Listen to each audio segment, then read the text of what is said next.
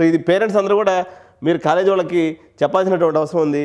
2026 సంబంధించి JEE mains takeaway ఏంటి అంటే కంపల్సరీగా అన్ని కాలేజీ యాజమాన్యాలు టైం మేనేజ్మెంట్ మీద ఒక క్లాసే దీని మీద చెప్పాల్సినటువంటి అవసరం అయితే కనిపిస్తూ ఉంది. To make up your mind, NTA is gaming psychologically timing game అనమాట. సో ప్రతి ఒక్కరు కూడా ఈ సబ్జెక్ట్ మీద దృష్టి పెట్టాలి.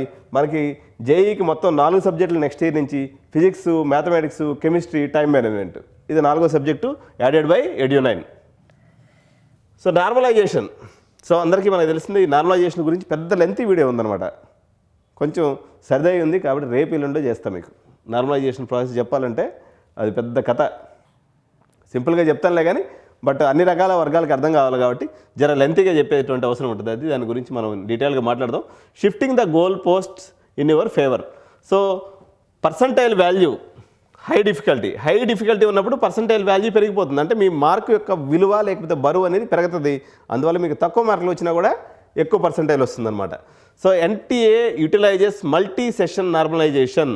It is a significantly tougher shift like shift to the cut off mark increases generally. Toughest shift ఉన్నప్పుడు మార్క్స్ యొక్క ఇది the lower raw score yields higher percentile compare to easier shift. Okay, so ఇదనమాట. The 99 percentile threshold drop significantly in the shift of this calibre.